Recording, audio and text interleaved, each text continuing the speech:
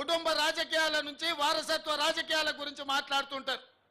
పండిత్ జవహర్లాల్ నెహ్రూ గారు ప్రధానమంత్రిగా ఉన్నంత కాలం శ్రీమతి ఇందిరాగాంధీ గారు ప్రభుత్వంలో ఏ బాధ్యత తీసుకోలేదు. వారి తర్వాత ప్రధానమంత్రులు మారి ఆ తర్వాత ఇందిరాగాంధీ గారు ఈ దేశానికి ప్రధానమంత్రిగా బాధ్యతలు చేపట్టారు.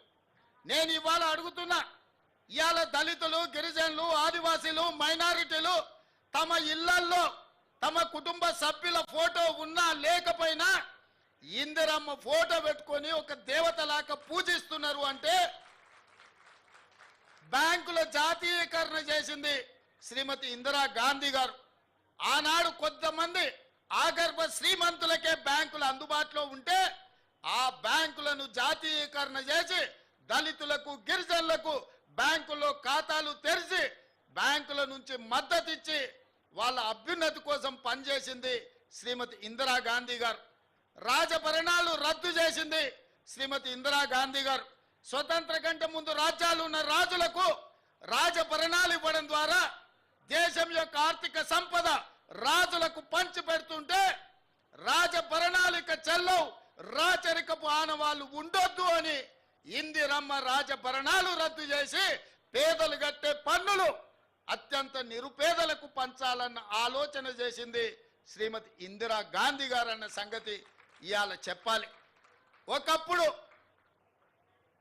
జమీందారులు, జాగీర్దారులు, భూస్వాముల దగ్గర, నవాబుల దగ్గర వేలాది ఎకరాల భూములుండి వాళ్ళ భూముల్లో దళితులు, గిరిజనులు, బలైన వర్గాలు, పేదలు బానిసలుగా వెట్టి చాకిరి చేస్తుంటే దళితుల, గిరిజనుల, బలైన వర్గాల ఆత్మగౌరవం పెరగాలి అని అంటే సొంత భూమి ఉండాలి అని భూములను వేలాది, లక్షలాది, కోట్లాది ఎకరాలను భూస్వాముల దగ్గర నుంచి గుంజుకొని అసైన్మెంట్ పట్టాల పేరు మీద భూములు పంచిపెట్టింది ఇందిరమ్మ కాదా?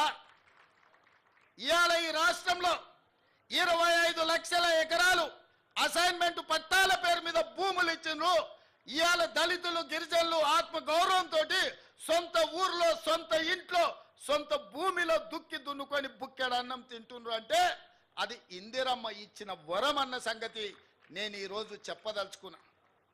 పూరు గుడిసెలల్లా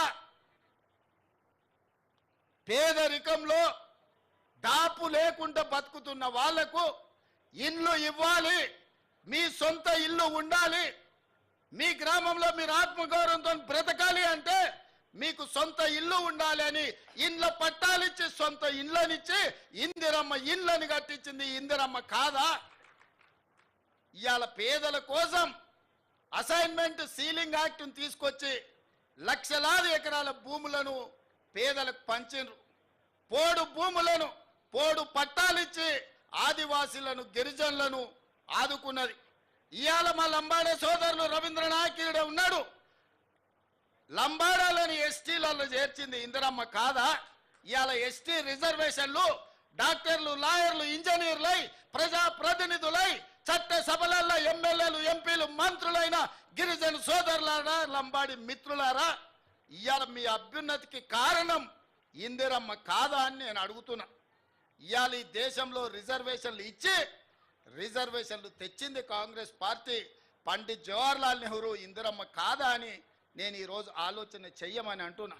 అలాంటి ఇందిరమ్మ ఈ దేశ సమగ్రత కోసం, ఈ దేశ అభ్యున్నతి కోసం, ఈ దేశాన్ని ఉన్నత శిఖరాల వైపు నడిపించడానికి ఈ దేశంలో వచ్చిన ఉగ్రవాదాన్ని అణచివేస్తే ఇందిరమ్మను పొట్టన పెట్టుకున్నది ఉగ్రవాదులు కాదా? ఈ దేశం కోసం ఆఖరి శ్వాస వరకు, చివరి రక్తపు బొట్టు వరకు త్యాగం చేసింది ఇందిరమ్మ కాదా అని నేను ఈ సన్నాసులను నేను అడగదలుచుకున్నా. వారి వారసత్వంగా రాజకీయాలకు దూరంగా ఉండి పైలట్గా, ఒక ప్రధానమంత్రి కొడుకుగా కాకుండా ఒక సాంకేతిక నిపుణుడిగా దేశానికే దూరంగా ఉన్న రాజీవ్ గాంధీ ఆనాడు ఇందిరమ్మ మరణం ఈ దేశానికి నాయకత్వ సమస్య వచ్చినప్పుడు అందరూ, ముఖ్యులందరూ, ఈ దేశ మేధావులందరూ రాజీవ్ గాంధీని దేశానికి రప్పించి ఈ దేశానికి ప్రధానమంత్రిగా బాధ్యతలు తీసుకోమంటే ఆనాడు ఈ దేశ ప్రజల కోసం, 100 కోట్ల జనాభా కోసం ఆనాడు రాజీవ్ గాంధీ ప్రధానమంత్రిగా బాధ్యతలు చేపట్టింది. వారు ప్రధానమంత్రిగా బాధ్యతలు చేపట్టినంత వరకు 21 సంవత్సరాలు ఓటు హక్కు ఉండే. కానీ దేశం యొక్క భవిష్యత్తు యువత చేతుల్లో ఉంది. సమూలమైన మార్పులు రావాలంటే, ప్రపంచంతో పోటీ పడాలంటే 21 ఏళ్లకు ఓటు కాదు, 18 సంవత్సరాలు నిండిన నూనూగు మీసాల యువకులు ఈ దేశ భవిష్యత్తును నిర్ణయించాలి. మీకు ఓటు హక్కు ఇస్తున్నామని రాజ్యాంగాన్ని సవరించి 18 ఏళ్లకే ఓటు హక్కు ఇచ్చింది రాజీవ్ గాంధీ కాదా అని ఈ సన్నాసులను సోయిలేని వాళ్ళని నేను అడగదలుచుకున్నా.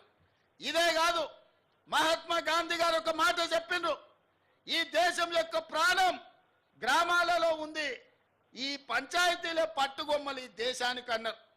మరి ఈ పంచాయతీలే పట్టుగొమ్మలు అంటే ఢిల్లీలో నుంచి నిధులు రాష్ట్రాలకు వస్తే గ్రామాలకు చేరట్లేదని ప్రత్యక్షంగా కేంద్రం నుంచి గ్రామ పంచాయతీలకు వాళ్ళ ఖాతాలలో నిధులు పోయే విధంగా రాజ్యాంగాన్ని సవరించి 73, 74 రాజ్యాంగ సవరణతోని నిధులను సరాసరి గ్రామ పంచాయతీలకు అందించిన మాట ఇవాళ రాజీవ్ గాంధీ తెచ్చిన సరళీకృత విధానాలు కాదా? అంతెందుకు, మా మేయరమ్మ ఉన్నది గద్వాల విజయలక్ష్మి గారు, మహిళా రిజర్వేషన్ కింద ఈ నగర ప్రథమ పౌరురాలు ఉన్నది. మా శ్రీలత డిప్యూటీ మేయర్గా ఉన్నది. అక్కడ మా సోదరిమణులు కార్పొరేటర్లు ఉన్నారు, అక్కడ చాలామంది. ఎట్లయినరు తల్లి మీరు అందరూ? మహిళా రిజర్వేషన్ లేకపోతే మా వాళ్ళు మీకు ఇచ్చటోళ్ళ? మీకు ఈ కుర్చీలు దక్కేవా? ఈ నగరానికి ప్రథమ పౌరురాలుగా గద్వాల విజయలక్ష్మి అయి ఉండేదా? ఆడబిడ్డలకు అధికారం ఉన్నప్పుడే ఇల్లుతో పాటు రాజ్యంలో కూడా మీకు వాటా ఉండాలి అని ఆడబిడ్డలకు మహిళా రిజర్వేషన్ ను తీసుకొచ్చిన మహిళా పక్షపాతి రాజీవ్ గాంధీ. స్థానిక సంస్థలల్లో రాజీవ్ గాంధీ గారు తీసుకొచ్చిన మహిళా రిజర్వేషనే ఇవాళ ఈ ఆడబిడ్డలందరూ కూడా ఈడ కుర్చీలలో కూర్చొని రాజ్యాధికారంలో భాగస్వాములైనరు. ఆడబిడ్డలకు రాజ్యాధికారం ఇచ్చింది రాజీవ్ గాంధీ కాదా అని ఈ సన్నాసులకు నేను గుర్తు చేయదలుచుకున్నా. వాళ్ళకెందుకు గుర్తుంటుంది? 5 ఏళ్ళు ప్రభుత్వంలో ఒక మహిళకు మంత్రి కూడా ఇవ్వలేదు. ఆ సన్నాసులకు మహిళా ఆత్మగౌరవం ఎట్లా తెలుస్తుందని నేను ఈ సందర్భంగా చెప్పదలుచుకున్నా.